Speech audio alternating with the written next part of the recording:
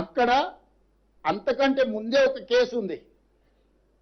అమ్మాయి తల్లిదండ్రులు పోలీస్ స్టేషన్లో వచ్చి ఫిర్యాదు చెయ్యకంటే ముందే ఆరోపణలు ఎదుర్కొంటున్న వాళ్ళు కరీంనగర్లో ఒక కేసు పెట్టారు. ఆ ఎఫ్ఐఆర్లో ఏందనంటే అమ్మాయి మైనర్ కాదు మేజర్ అని ఒక వివాదాన్ని తెరలేపినారు. ఆ వివాదాన్ని తెరలేపినప్పుడు ఆ అమ్మాయి మైనరా మేజరా అనేది ప్రభుత్వం పరిశీలించుకోవాల్సిన అవసరం ఉంది. ఆ సమయంలో ప్రధానమంత్రి పర్యటన ఉన్నప్పుడు మీరు అన్నట్టే ఆ ఇంటి మీదకి 1000 మంది పోలీసులను పంపితే ప్రధానమంత్రి పర్యటనతో మా పార్టీ ఆకాశం అంతా ఎత్తెగిరింది, తెలంగాణలో మొత్తం గెలిచిపోతుంది, దీని మీద కక్ష సాధింపు చర్యల కింద పోలీసులను పంపించిందని ఆయన రెడీగా కూర్చున్నాడు. సో ఇవన్నిటి నేపథ్యంలో ఇది చాలా సున్నితమైన సమస్యను సున్నితంగా పరిష్కరించినాం. ఎక్కడైనా సెక్షన్స్లలో ఏమైనా లోపం ఉందా, లేకపోతే అరెస్టులో లోపం ఉందా, రిమాండ్లో లోపం ఉందా, కోర్టులో మా వాదనలో ఏమైనా లోపం ఉందా, ఎక్కడ లోపం ఉంది చెప్పండి.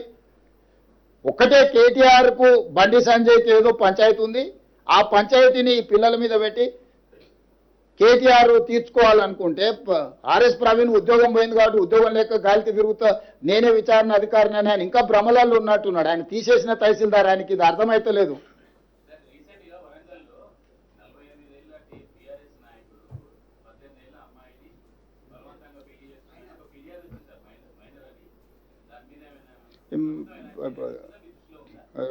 చారి గారు ఇప్పుడే మా దృష్టికి తెచ్చిండు. ఇమ్మీడియట్గా నేను డీజీపీ గారికి సూచన చేస్తున్నా, తక్షణమే చారి గారి ఫిర్యాదు మీద విచారణ చేయించండి. నేను వివరాలు తీసుకొని డెఫినెట్గా చెప్తాను.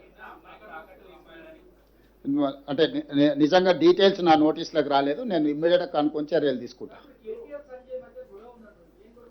నాకు తెలియదు, ఉందేమో అని అంటున్నా. వాళ్ళిద్దరు, ఆయన బండి సంజయ్ అన్నాడు కదా ఏదో నిన్న, అంతకుముందు కేటీఆర్ అన్నాడు కదా, వాళ్ళిద్దరే రోడ్ల మీద తిట్టుకుంటారు. అదే చెప్పిన, నాకేం తెలియదు. వెంకటరాజే తెలియకల్లోడు కనుక్కోవడంలా.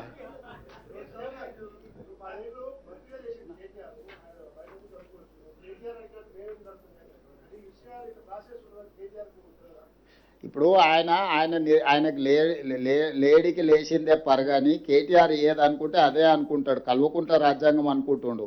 వాళ్ళ నాయన దిగిపోయి చాలా రోజులైంది, వాళ్ళ నాయన అర్థమై ఫామ్ హౌస్లో వండుకున్నాడని ఆయనకు అర్థమైతలేదు. ఈయన చెప్పింది నిజమైతే వాళ్ళ నాయన ఎందుకో స్టేట్మెంట్ ఇవ్వలేదు. ఒక మైనర్ గర్ల్కి అన్యాయం జరిగితే లీడర్ ఆఫ్ అపోజిషన్ ఎక్కడ పడుకుండు, ఏడ నిద్రపోతుండు? బయటకు వచ్చి మాట్లాడడానికి ఒకవేళ శక్తి లేకపోయినా ప్రెస్ నోట్ అన్నా రిలీజ్ చేయాలి కదా. పార్టీ మీటింగ్లో పక్క పార్టీ వాడు వస్తేనో జగిత్యాల పోయేస్తాడు. కానీ ఇంత మేజర్ ఇన్సిడెంట్ రాష్ట్రంలో జరిగితే ప్రధాన ప్రతిపక్ష నాయకుడు ఎక్కడికి పోయిండు? స్పందించాడా? ఆయనకు బాధ్యత లేదా? మీరు ఎప్పుడన్నా అడిగినరా ప్రతిపక్ష నాయకుడు ఏం చేస్తున్నాడు? ఒక మైనర్ గర్ల్కి ఇంత అన్యాయం జరిగితే స్పందించాలి, ఆ బాధిత కుటుంబానికి అండగా నిలబడాలి ప్రతిపక్ష నాయకుడు. 10 ఏళ్ళు ముఖ్యమంత్రి ఉన్న చంద్రశేఖరరావు అధికారం ఉంటేనే బయటకు వస్తావా, లేకపోతే ఫామ్ హౌస్లో పండుకుంటావా అని ఎందుకు ఒక్కరన్నా మీరు అడగకపోతే? ఆయన కాదు, ఆయన తరఫున ఒకళ్ళతో పుచ్చుకున్న బంట్రోతులు ఉంది కదా, బంట్రోతులను అడగండి. మరి అది పరిస్థితి రాష్ట్రంలో ఉన్నది.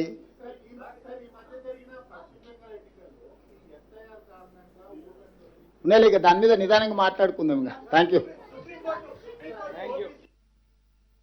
సుప్రీంకోర్టు ఒక్క నిమిషం. తెలంగాణ రాష్ట్ర ప్రభుత్వము ఈ దేశానికే దిక్సూచిగా మారింది. 100 సంవత్సరాల నుంచి అపరిష్కృతంగా ఉన్న బలహీన వర్గాలలో బలంగా పాతుకుపోయిన అభద్రతా భావాన్ని మా ప్రభుత్వం తొలగించింది. తెలంగాణలో జనగణనతో పాటు కులగణన చేసి socio economic, education, employment, political and caste survey, సిపెక్ survey చేసి అన్ని వివరాలను ప్రజల ముందు ఉంచింది.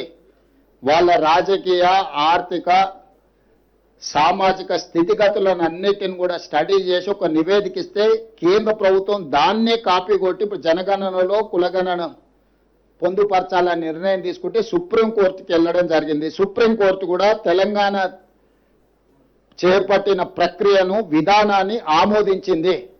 ఈరోజు భారతదేశానికి దిక్సూచిగా జనగణనలో కులగణన చేపట్టాల్సిందే అని సుప్రీంకోర్టు ఎండార్సు చేయడం ద్వారా మేం చేసిన ప్రక్రియ చాలా మంచి ప్రక్రియ అని అత్యున్నత న్యాయస్థానం నిర్ణయించింది.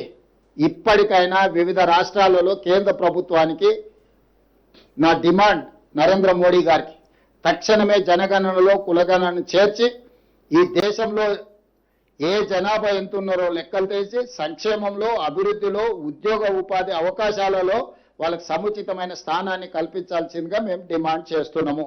ఈ దేశానికి దశ దిశ దిక్సూచి జనగణనలో కులగణన తెలంగాణ రాష్ట్ర ప్రభుత్వము. మేము గర్వపడుతున్నాము.